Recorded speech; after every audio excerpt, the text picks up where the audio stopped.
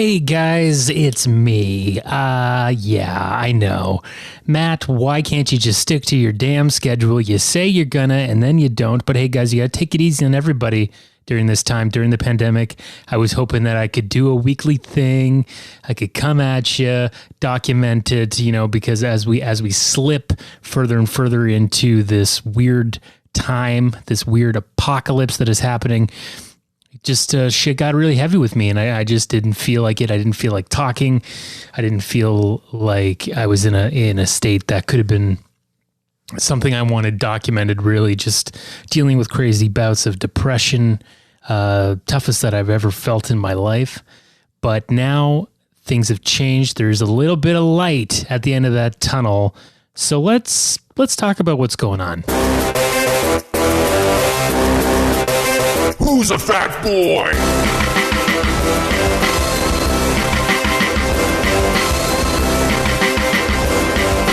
Hey!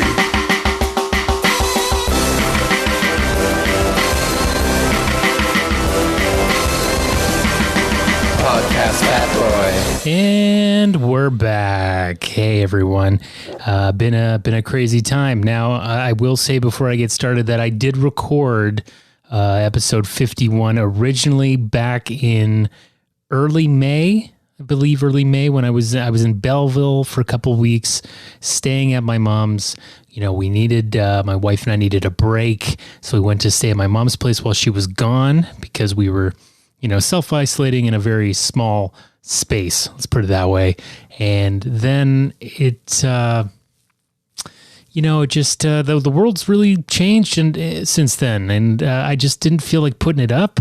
Now I don't know if it's appropriate. Maybe I was ranting a little too hard about things when really there's a lot more important things going on right now. It's a very difficult time, not even just with the pandemic. With the pandemic here now, things are starting to open again, and we are trying to test that as best we can. I'm worried. I feel like this is not the end. I feel like we're already starting to see a surge in certain ways because of this reopening.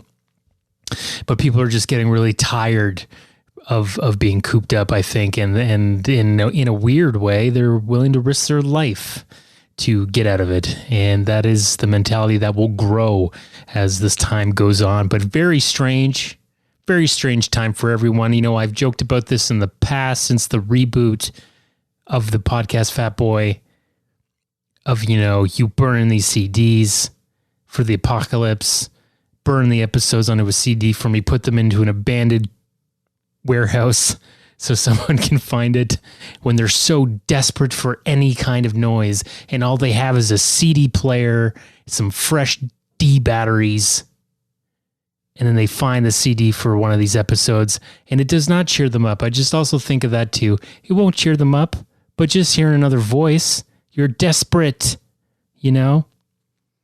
People aren't listening to CDs. They'll be excited to just hear the thing spin.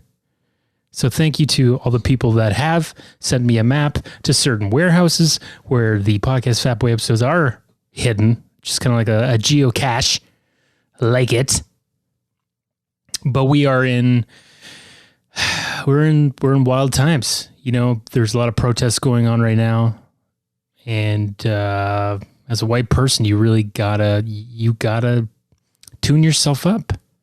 We're not doing enough. And it's hard to come to grips with that.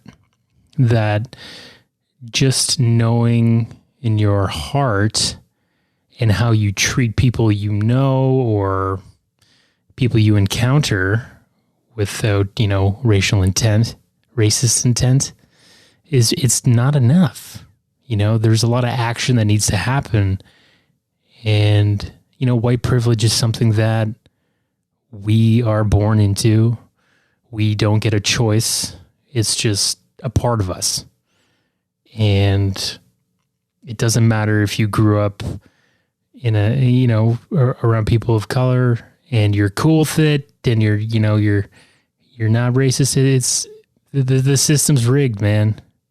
So we got to do shit. We got to support and do a lot more than just, tweeting and Instagramming in solidarity for dumb hashtags, So I did a couple of things. I donated to, a couple of Black Lives Matter in Toronto, and I also donated to something called Emoja Robotics, which is a fund to help this organization, fund kids so that they can learn math and engineering and stuff like that. Because it's hard to get funding for that, and they deserve to. It's a worthy cause, is what I'm trying to say, and I think you should check it out. But yeah, no one, if you can't protest and do all that stuff, then there's other ways that you can support. It's just it's going to take time, though.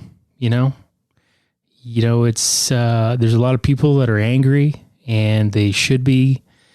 But this has been going on a real long time, and, it's going to take time. It's going to take time. But at least, instead of, beating fists against a brick wall, it seems like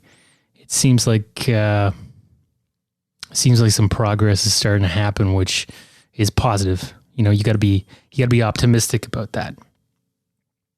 But, with this pandemic and stuff, I guess a big update for me, is I'm officially in allergy season, and you're constantly questioning yourself do I have COVID or are these seasonal allergies? I was worried. I was like, am I going to know the difference? And let me tell you something. If you are a seasonal allergy sufferer, you will know right the fuck away that it's allergies. For one, I don't have a fever. But, I'm sneezing, I'm hacking, my eyes are itchy. So it's right this time, mid-June to mid-July, beginning of July. That's when it really just freaking kills me. And it's been doing it for the last 10 years since I went to Ireland. The first time I ever went to Ireland was in June. And I guess, I don't know if pollen season is everywhere, but there's a lot of fucking pollen in Ireland. And I couldn't breathe. Couldn't breathe for the entire month. Like, I was completely plugged, and it's kind of weird because I don't remember having allergies before that, but then now all of a sudden I do, and it's a yearly thing. I should try, I've heard about the allergy shots. I've had some friends that said that they've done it and it really helped. I'm going to definitely look into that. But some huge updates that happened. The Charlie Bucket studio has moved. We're back in a permanent spot again. I'm actually in my own studio now. I've got my own office. It's pretty awesome. It's something that I've always wanted. And, it's been a challenging year and a half for my wife and I, from the house going up for sale, as has been documented, the house that we rented, to the showings, to being thrown out by rich and new buttery owners so they could build their dream mansion, to living with my in-laws, to getting married. It's been a lot. It's been crazy. And, the last time I recorded the episode that I did not post, it was right at the end of we were at the end of our rope. So we came back from Belleville, and we just hit the ground looking for a place, which I didn't think.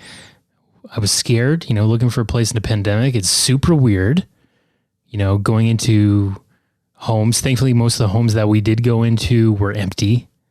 So we weren't really engaging with any tenants or anything. I don't even really know if we saw. I don't think we went into any homes that had like tenants in them. So that was lucky. But still just, very weird. Getting used to these masks and stuff. It's really tough, but it's important. And we just need to keep wearing the fucking masks. I know you people don't want to wear the fucking masks. A lot of you people, you got to wear the mask. Okay. It's not every time I wear one and I see someone who's not wearing one, I just think about how much it's like I'm protecting the virus from you, but you are not doing the same for me. Okay. It's not working that way. We're just trying to limit the fucking droplets of particles and shit that are coming out of our fucking mouths. Okay. So if we all do it, then, 6 feet of distance, it goes down to 1 foot of distance that you need, and then it's just a lot less chance of stuff spreading. And this shit is starting to surge again in the States. So we need to be extra vigilant now, especially with things opening up. Sports is apparently coming back soon. It's been a weird year for sports. It's weird when you have a couple weeks left in your season and then it stops for 4 months. And then you're going to go right back into playoffs. I just heard that Austin Matthews, the superstar of the Toronto Maple Leafs, has been tested positive for COVID. That's probably definitely the biggest star in hockey. Maybe one of the biggest stars in sports so far to come forward as testing positive. Definitely the biggest hockey star. So what does that mean? It's crazy. If you're from Florida, I really fear for you. Like, I think the NBA is going to go there. They're wearing these rings. I don't know if you've seen these rings that they're going to be wearing to like, it'll test symptoms and stuff 3 days in advance of. It's crazy. All the NBA players are going to be wearing these rings. They look like a nice silver ring, and it's going to be telling them if they have COVID or not. It's just crazy. And then it's, the mix of, do they, with all the protesting going on, is it right? Is it sports that should come back during this time? Should sports sit down? Now we're talking about multi-billion-dollar businesses. And when have the rich fat fish ever taken a stance for something that, is for the greater good? It's just not going to happen. It'll come down to a health thing. And I think that when you look at the NBA, that is a very positive league for black players, for black youth to look up to. They can do a lot of good in the communities.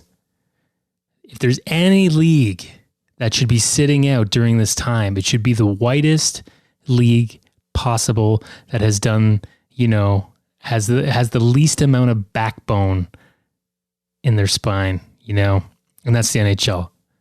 If any sport's going to stop, it should be hockey. Hockey should cancel, and they should say, no, you know what? We're a predominantly white sport. We don't do enough for racism. We've had a lot of encounters with racism in the past in all of our different leagues, affiliations with, younger leagues, OHL, AHL. Canada's very racist. It's hard, to come to terms with that, but it's a very racist place. I was just reading an article how there is a lot of Canadians accessing far-right white nationalist sites. Like, we're right up there with the rest of the world. They're actually shocked. But there's a lot of white supremacists here. And there's a lot of people with a lot of money that aren't happy about this shit and the protests and stuff. It's they're going to be problematically silent, as I like to say, which is not what we need. This shit needs to change. The guy, Hal Johnson, the guy I talk about on this podcast, you know how I love the love story of Hal Johnson and Joanne McLeod. They met at a fucking pec deck. They probably have one in their bedroom. A goddamn pec deck. One of the dumbest stationary workout machines you can feel quite humiliated using, There's nothing dumber than using a pec deck. It just feels stupid. And they met there. For those of you who don't know who I'm talking about, Hal Johnson is from Body Break. It was a show that was like, episode would be maybe 3 minutes, 5 minutes. It would play in between your cartoon shows and stuff. And they would, they'd try to get kids out and active. It's like they could see the pandemic, the epidemic of overweight kids that aren't, are playing video games and stuff. They saw that. And they tried to keep us from getting onto the video games and letting it get out of hand. Get outside and play, right? And now, so we did. We played until the sun came down, and then we went inside and, you'd play an hour of something of Street Fighter. And then you'd call it.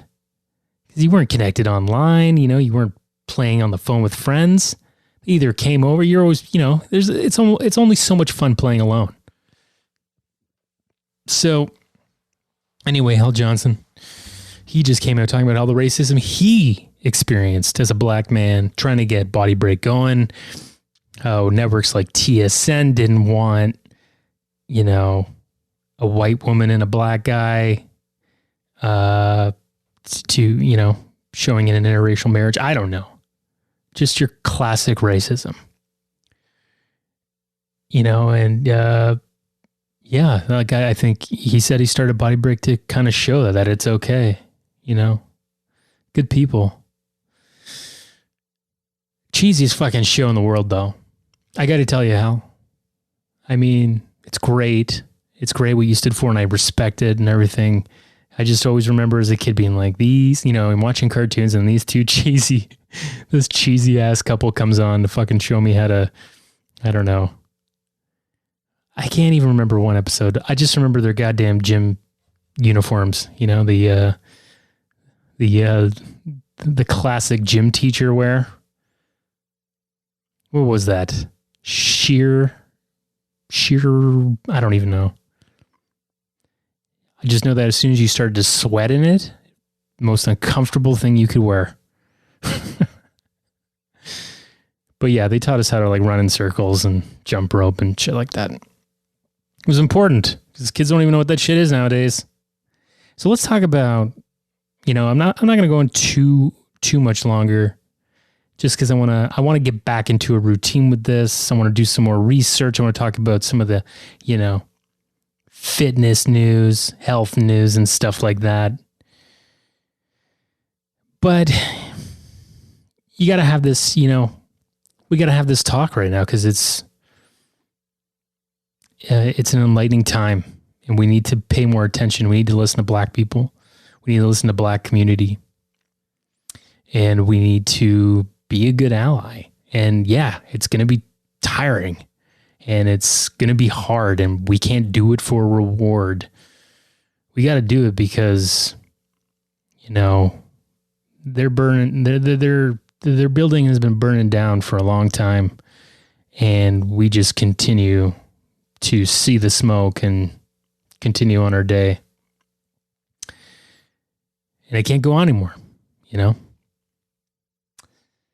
But as far as, I'm not going to talk about too much fitness news, but I will give you a little bit of my fitness update.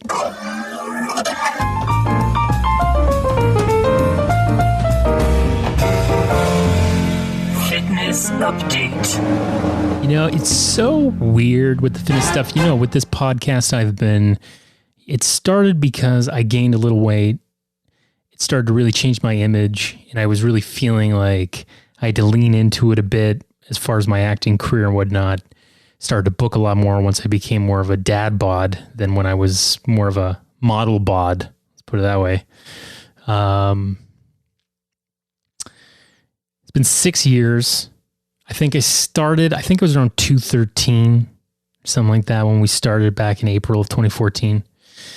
And I wanted to get back to 180. I wanted to get back into the hundreds because, it's always been a weird thing. And then, going through this depression that I had all winter, one of the symptoms of depression is, your loss of appetite. And I was also just when I was eating pretty healthy. I was eating a lot of steamed vegetables, a little bit of protein.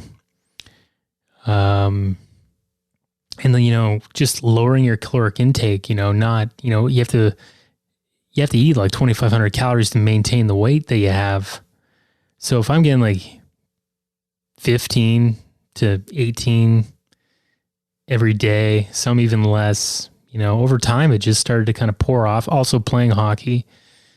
And guys, I'm last I was on the scale, I was 208. 208. I haven't been this light in a while. So I've lost about 20 pounds, I think, since my wedding. Definitely feel it. People, and it's funny because people notice it, and that's always a telling sign. People notice that you gained weight, And you are confirmed that by when they acknowledge, when they notice right away when you've lost weight. Which I mean, they should, because, you know, I was never a heavy kid or anything. It just kind of came up in my early 30s that I was a bit overweight. But yeah, it's, you know, it kind of scared me at first. I was like, is something wrong with me? Am I sick? You know, but it just the change of routine is something that was huge for me. So I am trying my best now. I'm back on the exercise bike. You know, I am engaged in a fitness competition on my Apple Watch with Billy Hushmandi, you know, prize guest of the podcast. He's been on a couple episodes. Actually, one of his episodes, I think it's episode 5, Yo-Yo Daima, it's still getting lots of hits. We're up around 1,200 listens on that one. That's pretty goddamn huge, you know, in comparison to nothing. And thank you to all the listeners that still listen to this podcast. You know, like the last couple episodes, you know, I don't promote this anymore. I don't have a Twitter. I just post it, and the people that find it. Because I'm trying to keep it as personal as I can. And the feel and vibe of it has changed over the years. You know, and I still want to talk to people on it. I still want to engage with some guests and stuff, but I'm not, you know, this was my baby podcast. This is the first podcast I ever did. And it was, you know, I was learning. You know, I still have a lot of podcast Fat Boy mugs. If you would like one, they're pretty good. Let me know. Send me you know, podcastfatboy@gmail.com. And I will, you know, I don't know, $5 a mug. You want a mug for $5? It's got my face on it, got the logo on it. Yeah, so like I'm feeling a little more positive now. We're back in our own place, got a studio, and I feel like I can really work on these goals a little differently than I did before. You know? So that's what I'm going to do, guys. And let's see, because like it feels more doable now than it ever has. The world is changing, and we have to change with it. So why not start by keeping the pounds coming off, keep working out, doing a little workout. I will say the one thing I'm looking forward to is I joined Fit for Less, which is a cheaper company that Good Life Fitness does now, you know, and they do that to compete with companies like Planet Fitness, the cheap, you know, $5 a week or $12 biweekly, whatever it is. I joined that in October, November-ish, and I paid extra so I could cancel within the first year. And I can't wait to cancel that membership as soon as they start up. Gyms have not been charging people during the pandemic, but they are starting to reopen. And there's no fucking way that I'm going to go to a gym and work out. Do you think, like, I'm scared to go just even to cancel my membership? You know, like the particles in there, it's gonna look like a grade science project. It's gonna be a bad idea, you know? So, like, I don't think gym should open at all this year, if you ask me. But I'm good. I'm content with working at home, you know, doing the Rocky thing at home again. I got some weights. I got an exercise bike, you know, and I've got some good workout regimens that I could do on my own with simple shit like a chair and a yoga mat. So I'm going to do that. I'm so sick of gyms. And this one was fine. There's nothing wrong with it. It was the bare necessity that you need, right? It was a cleanish gym and had the shit you need, but I'm tired of that world. And it might really change. This might be the end of gyms as we know it in a big way. You know, it's going to be interesting to see. It just, you know, I think there's always going to be a need for people who want to go to the gyms, but are they going to be able to do this? Because this shit could go on for a few years. Are they going to tank? You know, something's got to keep the lights on. There's only so much the government buyouts and shit can do. Like, eventually you got to cut your losses. So it'll be interesting to see. It'll be very interesting to see. Maybe Good Life will just become those shitty, cheap ones. Like their actual ones will cease to exist. Who knows? Patch, I'd love to have you on, Patch, if you're listening. Former employee, Matt Duncan of Good Life Fitness, 15 years ago. Crazy to think it was 15 years ago that I worked at Good Life Fitness. My God. But Patch, if you're listening, please come on, let's talk about it, because I know you're getting old. I know you have rheumatoid arthritis, which cannot be comfortable. But I do know you're dating or married to Silken Laman, the Olympic rower. I don't know how involved she is with the company. But maybe it's time to cut these losses, sir. Cut them. I still can't believe... Another thing, too, if you're listening, Patch, I cannot believe you have tanning booths still at your gyms. When I worked at Good Life, there was tanning booths. You had to pay for them. At this one I have, I don't see anyone ever going in them because people are pretty smart about skin cancer now. But they have, they've got these tanning booths, and if you have the premium membership, which is $20 a month, $24 a month, you can use them for free. And let me tell you something. When I was training at Good Life Fitness 15 years ago, they were trying to teach us that the lights that they use are actually safe.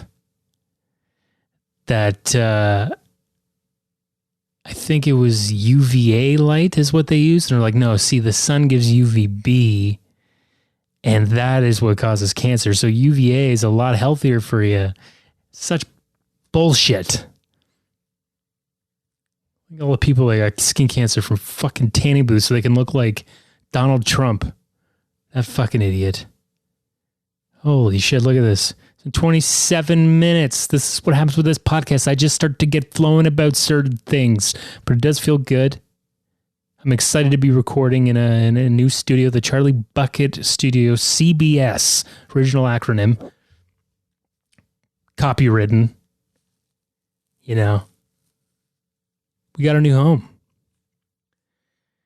So, with that being said, America, if you're listening, I don't know if there's a lot of Americans that listen to this podcast. I don't know. I don't know where these listens are coming from. I got the bare minimum of hosting capabilities here. But, dear Lord, your country is a shit show. And it has been for some years. I really hope that, I know Joe Biden is he's not the one, he's not the greatest answer, but he's got a lot of Obama infusion in him. He was the VP for 8 years with Obama. I think he won't do more than 4. There's no fucking way that he's going to do that into his mid to late 80s. There's just no way. He's 78? Jesus. But you do need him to come in just for 4 years or less, God forbid something happens to him. I just can't imagine taking a high stress job like that at 78. Holy crap. But, wow. You guys need a change bad. So anyways, guys, I'm going to hit you back next week. Podcast Fat Boy. Let's see if we can keep it going. I don't know what this is, but it's nice to talk to you guys. It's nice to engage. And I've finally seen some goddamn improvements, and I haven't even been trying. Isn't that the fucking irony? Wear a mask, you assholes.